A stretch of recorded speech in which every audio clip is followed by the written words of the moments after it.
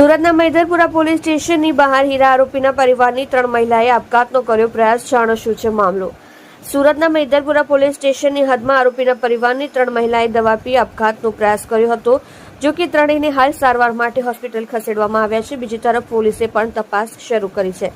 પ્રાપ્ત માહિતી પ્રમાણે સુરતના મૈદરપુરા પોલીસ સ્ટેશનની બહાર જ આરોપીના પરિવારની 3 મહિલાએ દવા પી આપઘાતનો પ્રયાસ કર્યો હતો, જેમાં આરોપીની પત્ની, ભાભી અને સાસુએ સુસાઇડનો પ્રયાસ કર્યો હતો.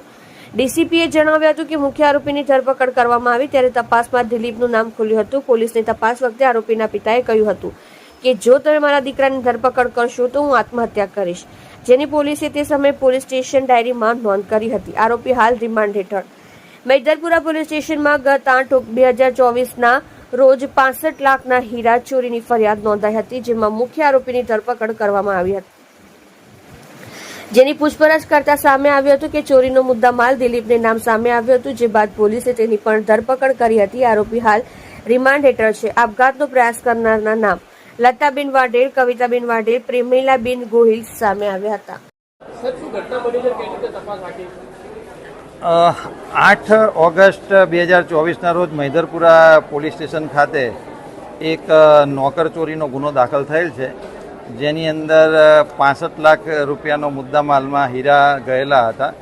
આ ગુનો દાખલ થયા બાદ મૈદરપુરા પોલીસે તપાસ કરતા મુખ્ય આરોપીની ધરપકડ કરવામાં આવેલી હતી અને મુખ્ય આરોપીના ઇન્ટ્રોગેશનમાં જાણવા મળેલ હતું કે જે ચોરીનો મુદ્દામાલ છે એમણે એક દિલીપ કરીને એક વ્યક્તિને એણે આપેલો છે, જેના આધારે પોલીસે આરોપી દિલીપને પણ અટક કરી અને પોલીસ કસ્ટડી રિમાન્ડ મેળવેલા હતા. આ પોલીસ કસ્ટડી રિમાન્ડ 23મી ઓગસ્ટ સુધીના પોલીસને મળેલા છે. મતલબ કે હાલમાં આરોપી જે છે એ પોલીસ કસ્ટડી રિમાન્ડ પર જ છે. આ દરમિયાન એના કુટુંબિકમાં દિલીપના વાઇફ, દિલીપના ભાભી એટલે એના ભાઈના વાઇફ, દિલીપના મધર, આ ત્રણેય જણાએ એમનું જે રેસિડેન્સ રાંદેર વિસ્તારમાં આવેલું છે ત્યાં કંઈ દવા પીધેલી હતી અને દિલીપના જે ભાભી છે જે મૈદરપુરા પોલીસ સ્ટેશન ખાતે જે તે વખતે નીચે હાજર હોય એ દરમિયાન દિલીપના ભાઈએ આવીને પોલીસને જાણ કરેલી હતી કે મારી વાઈફે દવા પીધેલી છે. તો પોલીસને જ્યારે આ વસ્તુ ધ્યાનમાં આવતા પોલીસે તાત્કાલિક એઓને અહીંયા સ્મીમેર હોસ્પિટલ ખાતે સારવાર અર્થે લઈ આવ્યા. અહીંયા આવ્યા પછી પોલીસને ધ્યાનમાં આવેલું હતું કે એમના ઘરે એના દિલીપના વાઈફ અને મધરે પણ દવા પીધેલી છે, તો એ લોકોને પણ સ્મીમેર હોસ્પિટલે અહીંયા સારવાર માટે લઈને આવવામાં આવેલા છે અને એમની અત્યારે સારવાર ચાલુ છે. પોલીસ અત્યારે હાલમાં એમને ઉત્તમમાં ઉત્તમ સારવાર મળી રહે તે માટે પ્રયત્ન કરે છે.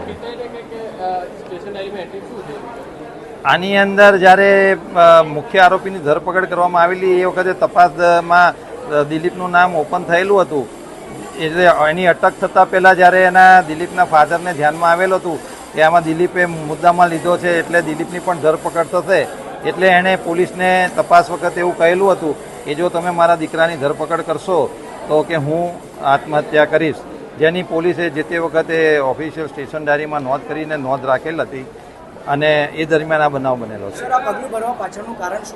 હવે એ અત્યારે તો એ અમારી પ્રાયોરિટી નથી. અત્યારે અમારે તો આ લોકોને ઉત્તમ સારવાર મળી રહે એ છે, પરંતુ રીઝન હોઈ શકે કે કદાચ એમનો દીકરોની અટક થઈ હોય તો સામાજિક રીઝન પણ હોઈ શકે, પરંતુ એ તપાસનો વિષય છે. અત્યારે અમારા માટે, પોલીસ માટે મોટી પ્રાયોરિટી એ છે કે તમામ લોકોને સારામાં સારી સારવાર મળી રહે. આભાર.